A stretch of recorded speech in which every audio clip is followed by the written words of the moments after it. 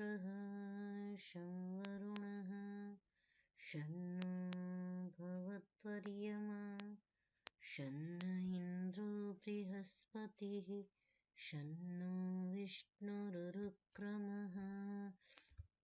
नमो ब्रह्मणे नमस्ते वायो त्वमेव प्रत्यक्षं ब्रह्मासि त्वामेव प्रत्यक्षं ब्रह्म वदिष्यामि ऋतं वदिष्यामि सत्यं वदिष्यामि तन्मामवतु तद्वक्तारमवतु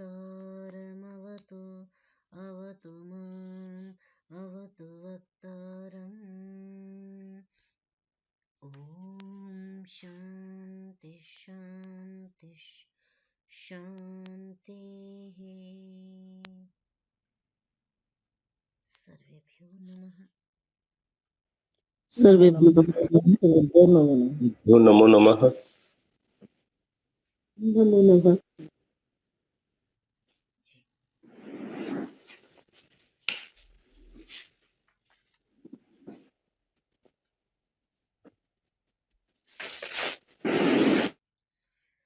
आइए आज का सत्र आरंभ करें। मैं थोड़ा सा ये देख रही थी पर इसमें मुझे दिख नहीं रहा अभी।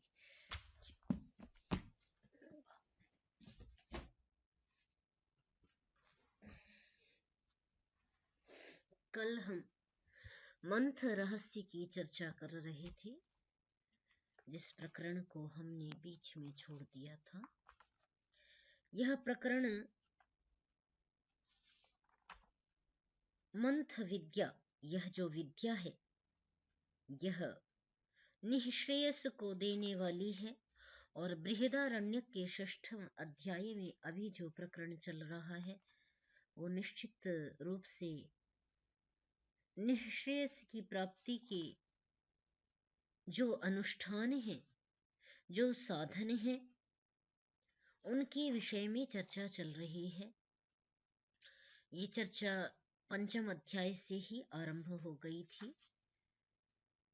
मरणांतर ऊर्ध्व गमन, अन्न ब्रह्म, प्राण ब्रह्म, वैश्वानर क्या है इत्यादि के रूप में और फिर गायत्री के साथ ये चर्चा आरंभ हुई थी। जो चर्चा अभी निरंतर चल रही है, प्राण तथा इंद्रियों का विवाद हुआ, जिसमें सभी इंद्रियों ने प्राण के ज्येष्ठत्व को और श्रेष्ठत्व को स्वीकार कर लिया। सभी के द्वारा प्राण का श्रेष्ठत्व जब स्वीकार कर लिया गया तो उस प्राण को कैसे समृद्ध करें। वह प्राण जो समस्त इंद्रियों का पालन पोषण करने वाला है, जो प्राण अभ्युदय और निःश्रेयस का देने वाला है, वह प्राण किस प्रकार समृद्ध होवे, बलवान होवे, पुष्टि संपन्न होवे, पुष्टिमान होवे। वह प्राण कैसे आयाम को प्राप्त होवे, स्वस्थ होवे, इसकी विशद गंभीर विवेचन मंथ रहस्य के अंदर चल रहा है। इसीलिए गाहः विलोडनम, गाहो विलोडनम कहा जाता है। मंथ गाहे धातु है क्रियादि गण की, जिससे ये शब्द बन रहा है मंथ। मथने के बाद जो प्राप्त होगा, जो हिरणमय पात्र से ढका हुआ था, वो ढक्कन खोल करके उस सत्य का दर्शन करने का सामर्थ्य जब वह विलोडन करेगा, अवगाहन करेगा, तो कर सकेगा। तो इस विद्या का जो रहस्य है वो कल हमने आरंभ किया था देखना। आज इसका मंत्र भाग हम देखेंगे। चूंकि यह उच्चारण कर चुके हैं तो अर्थ इसका हम देख लेते हैं।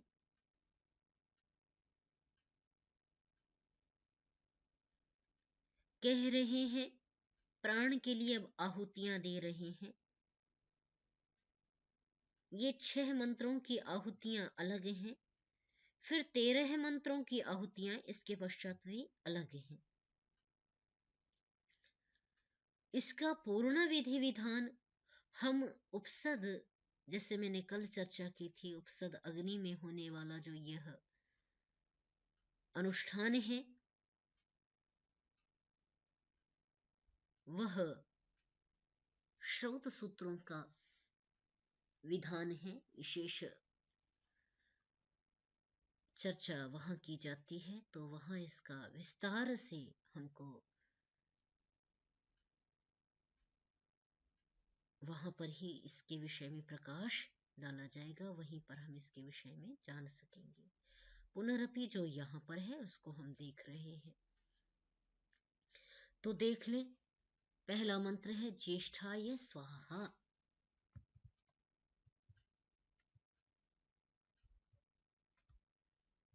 श्रेष्ठाय स्वाहा इति अग्नौ हुत्वा मंथे संस्रवम् अवनयति। इस प्रकार अग्नि में आहुति करके, हुत करके, हुत्वा यजन करके, विनियोग करके, समर्पण करके 2 मंत्र कहे, ज्येष्ठाय स्वाहा, श्रेष्ठाय स्वाहा। ये जो इस प्रकार का के याग हैं ये विकृति याग के अंतर्गत आते हैं। प्रकृतिवत विकृति कर्तव्या, व्याकरण में इस प्रकार के उदाहरण आते हैं। महाभाष्य में प्रकृति के समान ही विकृति की जाती है। जैसे अग्नयित्वा जुष्टम निर्वपामि मंत्र देखा, सूर्यम चरो ब्रह्मवर्चस कामः तो कहते हैं, तो वहां पर सूर्यायत्वा इस प्रकार मंत्र की अभिकल्पना करके और उसका वो मंत्र करके वहां पर कार्य किया जाता है। तो यहाँ प्राण के श्रेष्ठत्व के लिए है, तो इसलिए ज्येष्ठाय स्वाहा, श्रेष्ठाय स्वाहा। इस प्रकार अग्नि में हुत करके मंथे संस्रवम अवनयति, मंथ में जो उदुम्बर के चमस, उदुम्बर के कंस में 4 वस्तुएं उदुम्बर की हैं, जिनके संयोग से उदुम्बर की ही समिधा प्रयोग की जा रही है। उन 4 प्रकार के तत्वों के साथ जो औषधियां बनाई गई हैं, आगे अभी बताएंगे, उसके विषय में भी चर्चा कर रहे हैं आगे। औषधियों में क्या क्या चीजें हैं, ऐसा करके। तो वह जो दधी मधु दूध का बना हुआ जो पाक है, उसमें एक आहुति उच्चारण करने के बाद 1 बार घी उसमें टपका देता है। फिर श्रेष्ठाय स्वाहा, फिर इसी प्रकार करता है। प्राणाय स्वाहा, वसिष्ठाय स्वाहा। पहले ज्येष्ठाय स्वाहा, श्रेष्ठाय स्वाहा 1 कहा, फिर दूसरा जोड़ा कहा प्राणाय स्वाहा, वसिष्ठाय स्वाहा। वसिष्ठा स्त्रीलिंग में बन रहा है, इसलिए वसिष्ठाय इस प्रकार मंत्र हो गया। इति अग्नौ हुत्वा मंथे संस्रवम अवनयति, इसी प्रकार उसमें फिर चुआता जाता है। वाचे स्वाहा, प्रतिष्ठायै स्वाहा, वाणी के लिए स्वाहा और उसकी प्रतिष्ठा के लिए स्वाहा।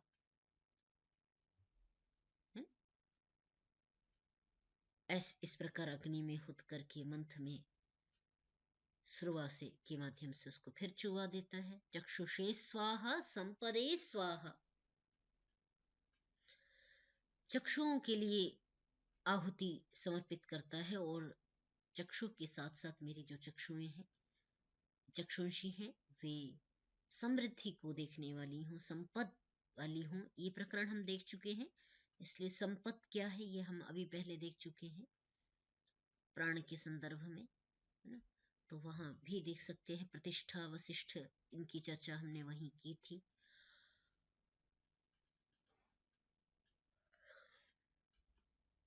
इस प्रकार अग्नि में हुत करके मंथ का चुआता है। चक्षुषे स्वाहा संपदे स्वाहा इति अग्नौ हुत्वा मंथे संस्रवम अवनयति। श्रोत्राय स्वाहा आयतनाय स्वाहा इति अग्नौ हुत्वा मंथे संस्रवम अवनयति। श्रोत्राय स्वाहा, श्रोत्र के लिए स्वाहा, और जो आयतन है, श्रोत्र स्थान है, जहां तक श्रोत्र की प्रतिष्ठा है, वो समस्त आयतन समस्त आकाश स्थान के लिए भी स्वाहा, इस प्रकार कह करके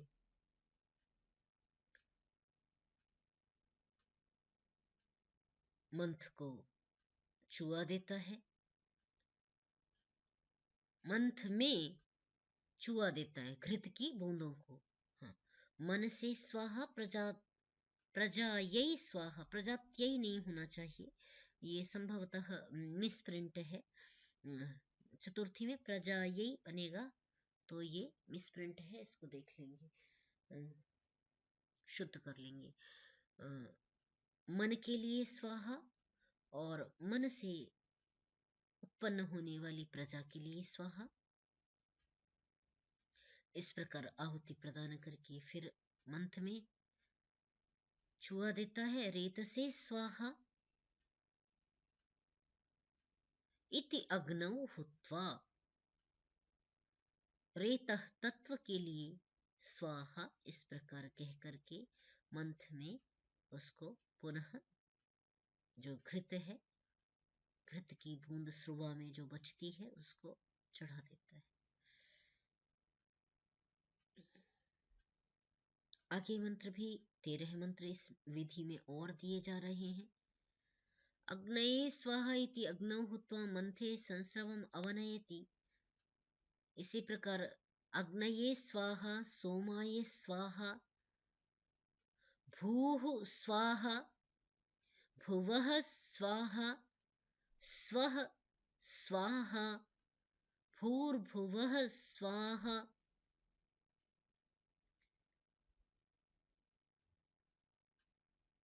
ब्रह्मणे स्वाहा, क्षत्राय स्वाहा, भूताय स्वाहा, भविष्यते स्वाहा, विश्वाय स्वाहा, सर्वाय स्वाहा, प्रजापतये स्वाहा। इस प्रकार के 13 मंत्र अग्नि के लिए, सोम के लिए, भूः भुवः स्वः और भूः भुवः स्वः, पहले अलग अलग तीनों लोकों का प्रतीक किया और फिर तीनों का साथ में है। और क्षत्र ब्रह्म जो हैं, क्षत्र जो हैं, सभी प्राणी मात्र जो हैं, विश्व समस्त विश्व के लिए, सबके लिए विश्व भी प्रयोग किया है, सर्व भी प्रयोग किया है। और ये सूक्ष्मता से अर्थों का विनियोग, शब्दों का विनियोग किया जाता है। जहां बहुत अर्थ का गंभीर होता है, हम विश्वानि दुरितानि, विश्व को भी सबके अर्थ में इतना ही जानते हैं।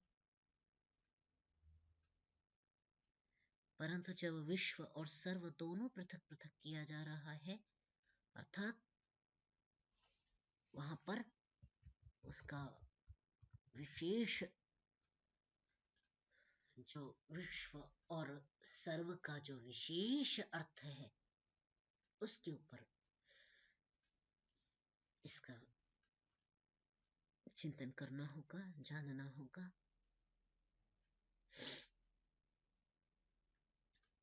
सर्वाधिगण गण पाठ में जहां पाठ करते हैं, पहला गण सर्वाधिगण होता है, वहां सर्व विश्व उभ उभय डतर डतम ऐसा करके पाठ आता है।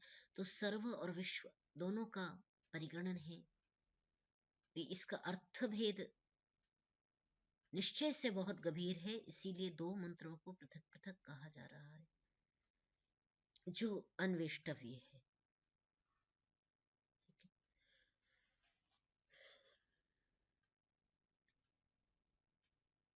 और अंतिम जो आहुति है वो प्रजापति के लिए है, जो समष्टि प्रजापति है उसके लिए अंतिम आहुति है, जहां से सृष्टि का उद्भव होता है वह प्रजापति परमात्मा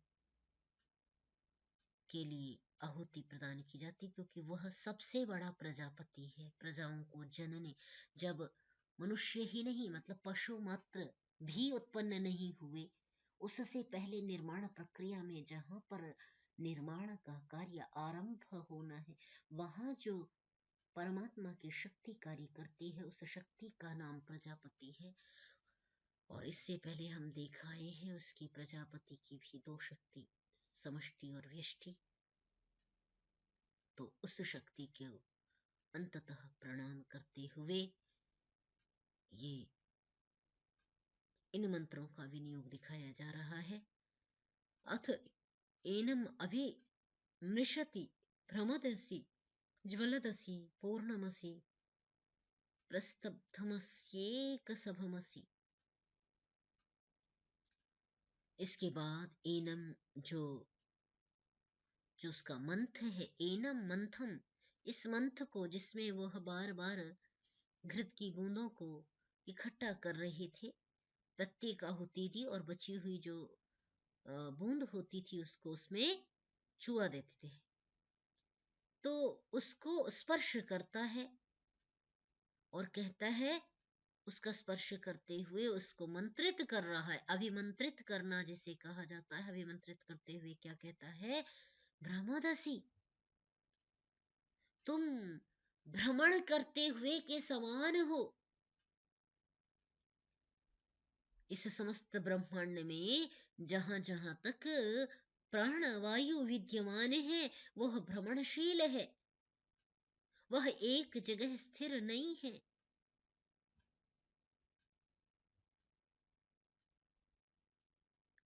तो उसके लिए कहा तुम भ्रमदसी, भ्रमण करने भ्रमणशील हो। ज्वलदसी, अत्यंत प्रकाशित हो, जलती हुई हो। पूर्णमसी, पूर्ण हो। प्रस्तब्धमसी, शांत हो। एक सभमसी, एक सभा वाला हो, तुमसे श्रेष्ठ कोई नहीं है। जहां सब बैठते हैं वहां एकमात्र प्रकाशमान तुम हो। मंत्र को अभिमंत्रित कर रहा है, इसलिए इस प्रकार के मंत्रों का पाठ है। हिंकृतमसि, सामगान हो। हिंक्रियमाणमसि, श्वास की चर्चा वहां भी आई थी हिंकार से, तो छांदोग्य में, तो वहां पर ये उसी थोड़ा सा उसका स्पर्श हो रहा है। हिंक्रियमाणमसि, हिंकार करने योग्य हो। उद्गीतमसि, तुम ही उद्गीत हो। उद्गीयमानमसि, तुम ही गाने योग्य हो। श्रावितमसि, सुनाए हुए हो। प्रत्याश्रावितमसि, प्रत्याश्रावित भी, प्रत्युत्तर भी तुम ही हो, है ना। आद्र संदीप्तमसि, आद्र में भी अग्नि का कार्य, जो बादल हैं जिनके अंदर जल भरा हुआ है उसमें अग्नि भी तुम ही हो। विभु असि, विभु हो। प्रभु असि, प्रभु हो। अन्नम असि, तुम अन्न हो। ज्योति असि, प्रकाश हो। निधनम असि, समाप्ति हो। संवर्गः इति, इस प्रकार का यह संवर्ग कहा गया उत्पत्ति प्रकरण ही, जहां जहां उसका मंथ में अब मंथ को शक्ति संपन्न किया जा रहा है, इसलिए जो जो दिव्य शक्तियां हैं उनसे उसको प्राण को अभिसमृद्ध करने हेतु मंथ को अभिमंत्रित किया, शक्ति संपन्न कर दिया, है ना। इतना पाठ कल किया था या इससे, हाँ इतना ही किया था, इससे आगे का उच्चारण कर ले तो आगे का हम। हाँ महोदय। अथ एनम् उद्यच्छताम्, अथ एनम् उद्यच्छत्यामम् श्यामम् हि ते महि सहि राजेशानो अधिपतिः समां राजेशानो अधिपतिं करोति इति। अथ एनम् आचामति तत्सवितुर्वरेण्यं मधुवाता वृतायते मधु क्षरन्ति सिन्धवः माध्वीर्नः सन्त्वौषधीः भूः स्वाहा भर्गो देवस्य धीमहि मधुनक्तम् उतो मधुनक्तम् उतोषसो मधुमत् पार्थिवं रजः मधु धौरस्तु नः पिता भुवः स्वः धियो यो नः प्रचोदयात् मधुमान्नो वनस्पतिर्मधुमा अस्तु सूर्यः माध्वीर्गावो भवन्तु नः स्वः स्वाहेति सर्वां च सावित्रीम् अन्वाह सर्वांश्च मधुमतिर्हमे वेदं सर्वं भूयासं भूर्भुवः स्वः स्वाहेति अन्तत आचम्य पानी प्रक्षाल्य जघनेनाग्निं प्राक्षराः सविंशति प्रातरादित्यमुपतिष्ठते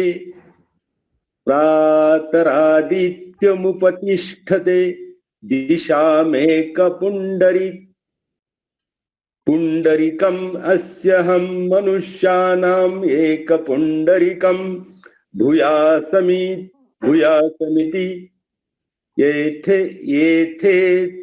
येथेतमेत्य जघनेन अग्निम् असीनो वंशं जपति।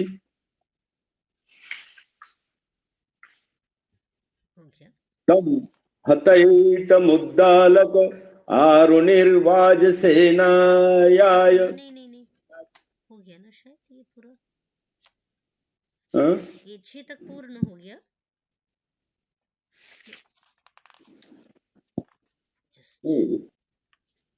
वंशः जपति षष्ठम अभवत् अनन्तरं सप्तम अस्ति तम करो तो हाँ, पूरा कर ले। तम हैतमुद्दालक आरुणिर्वाजसेनाय याज्ञवल्क्याय अन्तेवासिन् उक्तो वाचापि यः येनं शुष्के स्थाणौ निषिञ्चे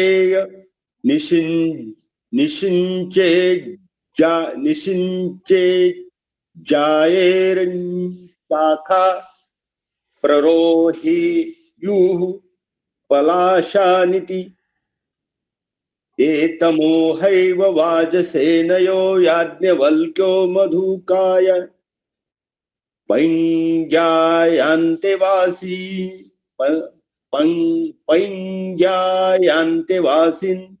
वासिन उक्तो वाचापि यः येनं शुष्के स्थानौ निषिञ्चेत् जायेर्शाखाः प्ररोहेयुः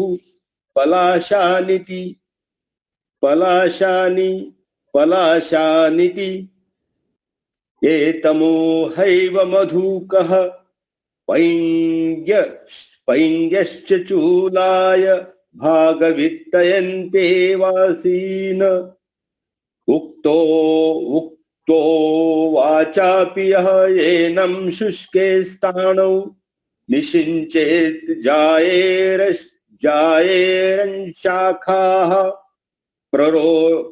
प्ररोहेयु पलाशानिति एतमोहैव चूलो भागवित्तिर्जानकय अयस्तु नायान्ते वासीन उक्तो वाचापि यः एनं शुष्के स्थानौ निषिञ्चेत् शाखाः प्ररोहेयुपलाशानिति एतमोहैव जानकी रायस्तु नः सत्यकामाय जाबालाय अन्ते वासीन उक्तो वाचापि यः एनं शुष्के स्थाणौ निषिञ्चेत् जायरन् शाखा प्ररोहेयुपलाशानिति एतमोहैव सत्यकामो जाबालोऽन्तेवासिभ्य उक्तो वाचापि यः एनं शुष्के स्थाणौ निषिञ्चेत जायरन् शाखा प्ररोहेयुपलाशानिति तमेतं न पुत्राय वानन्ते वासिने वा ब्रूयात्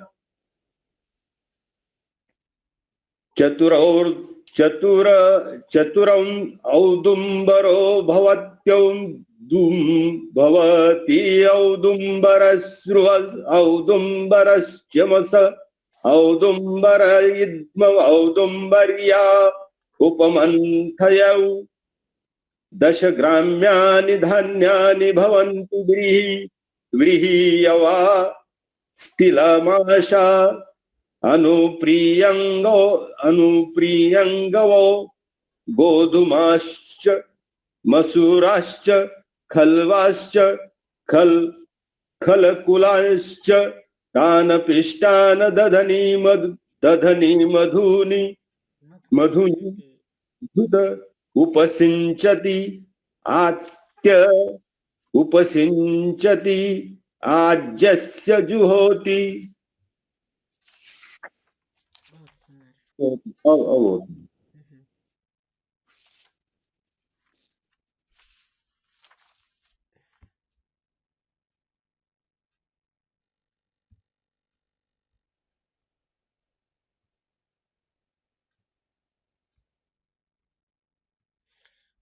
अभी जो प्रकरण अभी ये आरंभ हो रहा है,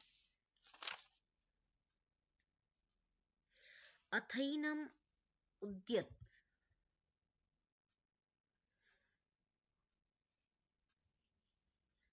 उद्यच्छति अथ एनम उद्यच्छति आमंसि आमं हिते महि सह हि राजा ईशानः अधिपतिः सह मां राजा ईशानः अधिपतिं करोतु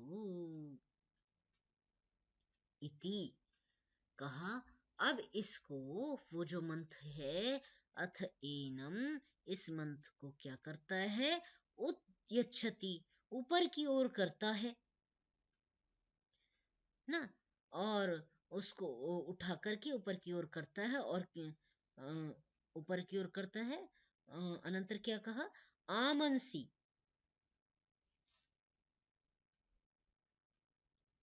और कहता है आमंसी, तुम क्या हो? आम, हम तुम्हारे आमत्व को स्वीकार करते हैं। कैसे?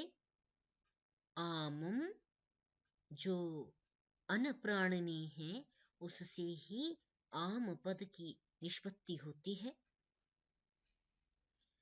कि इसीलिए कहा आमंसी कि तुम विराट हो, आम के समान, माने तुम्हारा जो अमत्व है जो बहुत विशाल हो, तुम सब कुछ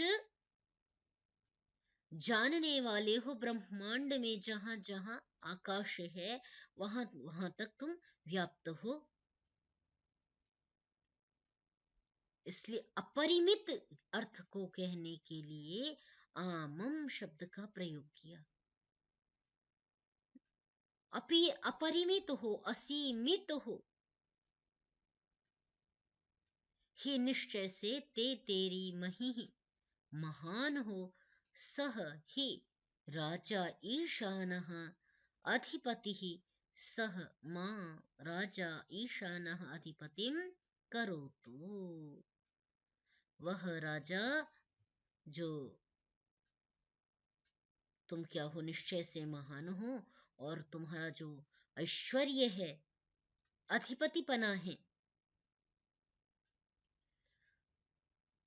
वह मुझको भी अधिपति बनाए।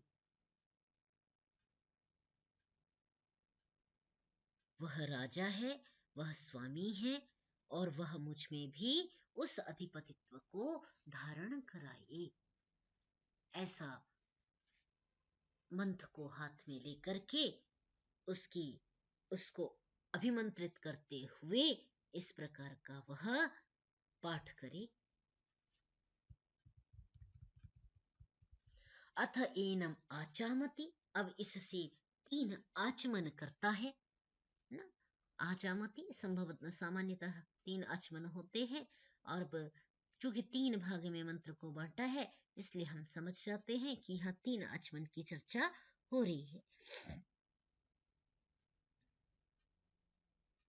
अच्छा, 4 भाग करता है उसके, जो जो मंत्र है उसको 4 भागों में बांट देता है, और 4 भागों में भक्षण करें ऐसा कहा है। ओ ठीक है, तो पहला ग्रास भक्षण करने से पूर्व वो क्या कहता है, तत्सवितुः वरेण्यम,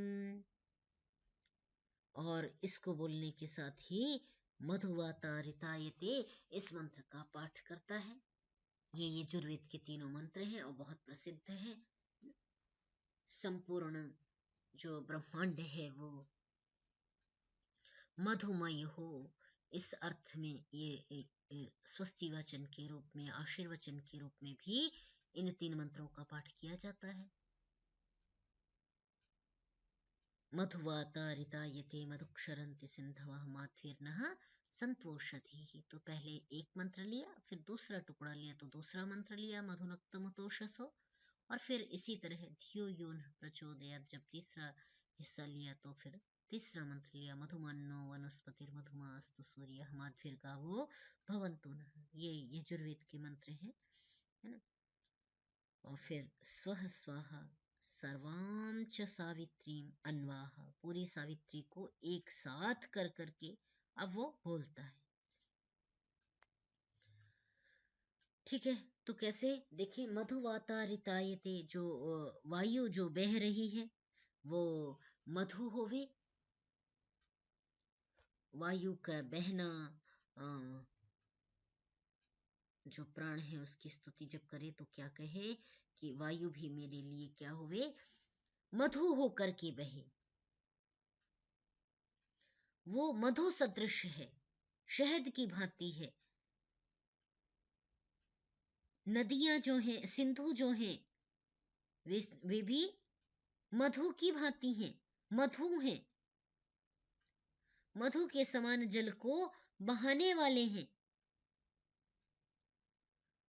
माध्वीर्नः संतु औषधीः, जो औषधियां हैं वो हमारे लिए मधु हो जावे।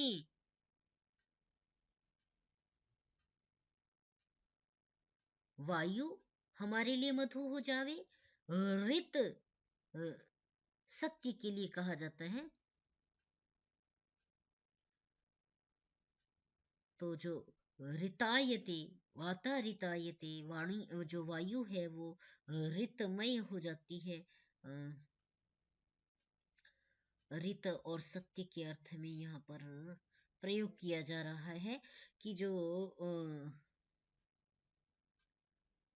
हाँ वायु है वो, ऋत जो वायु है वो मधुर हो जावे। इसी प्रकार समुद्र या नदी, समुद्र और नदियों की बात की, और इसी प्रकार औषधियों के लिए कहा कि वो औषधियां मेरे लिए, सब औषधियां मेरे जीवन दायिनी हो, कल्याण करने वाली हो। अतः मात्फीर्नः संतु औषधीः।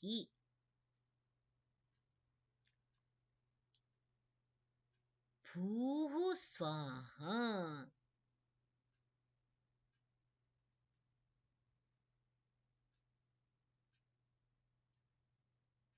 स्पष्ट है भूः पृथ्वीलोक के लिए। फिर दूसरा चरण कहा भर्गो देवस्य धीमहि। रात भी हमारे लिए शहद के समान हो, हमारे लिए जो पृथ्वी है, पृथ्वी में होने वाले दिन रात हमारे लिए मधु होवे। तो यहाँ पर दूसरे मंत्र से जब कह रहे हैं कि मधु द्यौः अस्तु, द्यौ भी हमारे लिए मधुमय होवे, नह पिता, जो द्यौ रूपी पिता है वो हमारे लिए सुखकारी होवे। भुवः स्वाहा, नहीं छूट गया, आगे पीछे कर दिया, ओहो। दूसरा चरण जब बोले तो मधु नक्तम उतोषसो मधुमत पार्थिवम रजः। रात्रि हमारे लिए मधुमय होवे, उत उषसः, जो उषाएं हैं, उषः काल हैं, दिन हैं, वे भी हमारे लिए मधुमय होवे। मधुमत पार्थिवम रजः, जितना भी पृथ्वी पर रज है, कण कण है, वो सब हमारे लिए मधुमय होवे। इस प्रकार मधुमान माध्वीर गावो भवन्तु नः, यही है ना? नहीं, मधु द्यौरस्तु नः पिता, ये तो आगे आ गए, हम उतना ही करेंगे, है ना?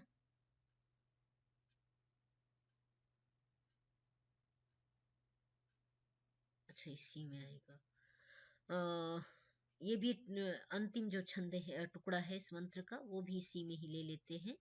मधु द्यौः अस्तु नः पिता, जो कल्याणकारी पितृतुल्य हमारे आच्छादन किया हुआ जो द्यौलोक है, वह हमारे लिए मधुमय होवे। अनंतर भुवः स्वाहा, इस प्रकार उच्चारण करे। और फिर तीसरा चरण कहा धियो यो नः प्रचोदयात्, जो हम मधुमानो वनस्पति मधुमास्तु सूर्यः, जब तीसरा चरण कहे धियो यो नः प्रचोदयात्, तब कहे मधु जो अन्न है वो हमारे लिए, माँ अन्न हमारे लिए वह अन्न मधुमय होवे, वनस्पतियां मधुमान होवे, सूर्य हमारे लिए मधुमान होवे। माध्वीर गावो भवन्तु नः, जब स्त्रीलिंग में विशेषण, चूंकि विशेष्य जो है वो गावः स्त्रीलिंग का है तो विशेषण भी स्त्रीलिंग में हो गया। माध्वी ही गावो भवन्तु नः, जो गौ आदि पशु हैं वे हमारे लिए मधुमय होवे। स्वः स्वाहा, पहले गायत्री का चरण लिया और अंत में व्याहृति ली। सर्वाच सावित्रीम अन्वाह, अंत में सभी सावित्री का गमन करते हुए, मैंने पूरी सावित्री का एक साथ अनुष्ठान करते हुए, अनु आह एक साथ कहे, सर्वाश्च मधुमती अहम एव इदम सर्वम भूयासम, सब कुछ मधुमय होवे, मैं भी सबके लिए मधुमय हूं। अहम एव इदम सर्वम, सब कुछ मधुमय हो जावे। भूः भुवः स्वः, ऐसा मंत्र पाठ, पूरे मंत्र का जब पाठ कर लेवे तब भूः भुवः स्वः ऐसा पाठ करें। स्वः इति अंततः आचम्य, एक बार से एक मंत्र का उच्चारण करके एक बार आचमन करे, दूसरे मंत्र के उच्चारण के साथ दूसरा आचमन करे, तीसरे मंत्र के उच्चारण के साथ तीसरा, और जब पूरा मंत्र उच्चारण करे उसके अनंतर सर्वम, जो अंततः आचम्य, जो चौथा हिस्सा है उसको पूर्ण ग्रहण करके, आचमन करके, पाणी ही प्रक्षाल्य, हाथों को धोकर कर, जघनेन अग्निम प्राक्षिराः संविशन्ति, और हाथ इत्यादि धो करके अपने क्रियाकर्मों को निवृत्त करके, ये समाप्त करके, रात्रि में वहीं पर ही क्या करे, अग्निम प्राक्षिराः, पूर्व दिशा की ओर सिर करके अग्नि के समीप वहीं पर सो जाइए। जैसे कल जो जिस अनुष्ठान की पूर्ति हुई, उस अनुष्ठान के हेतु जैसा उनको आदिष्ट किया गया कि वो 12 दिन तक भूमि पर शयन करेंगे, है ना। तो अनुष्ठान जब होते हैं तो उनका विशेष विधान होता है। यहाँ पर क्या, इसमें क्या है कि भूमि, यहाँ पर क्या कहा कि वो वहीं पर अग्नि, यज्ञ की जो अग्नि है उसके समीप ही शयन करेगा।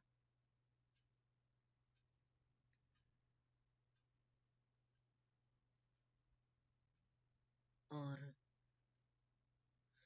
हाँ, प्रातः काल उठ करके अपने नित्यादि कर्मों से निवृत्त होकर के अपने कार्यों को संपन्न करके पुनः आदित्यम उपतिष्ठति, फिर वह वहीं पर आकर के उसी जिशाला में पुनः बैठ जाए और आदित्य की उपासना करता है फिर उसके अनंतर ना।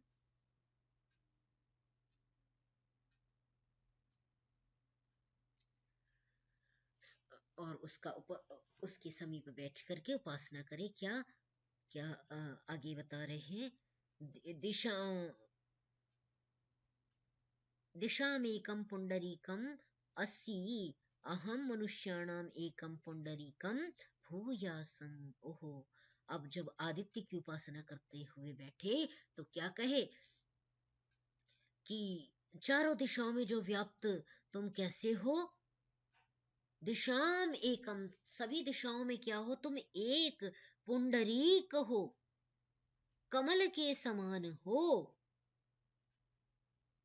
वैसे ही मैं एकमात्र मनुष्यों के मध्य में पुंडरीक के समान हो जाऊं।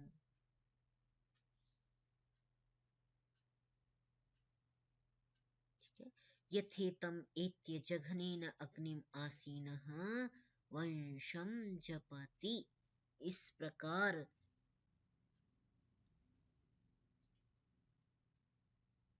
लौट करके कहने, एतम एत्य संभवतः परिक्रमा करके, इसका कुछ इस प्रकार का भाव होगा। ये चिवेदी की परिक्रमा करके वह क्या करे, जघनेन अग्निम आसीनः वंशम जपति, देख लेते हैं इसको, अग्नि के पीछे बैठ करके वंश का जप करे, वंश का ध्यान करे, चिंतन करे कि जिनके प्रताप से मुझ तक यह विद्या पहुंची है।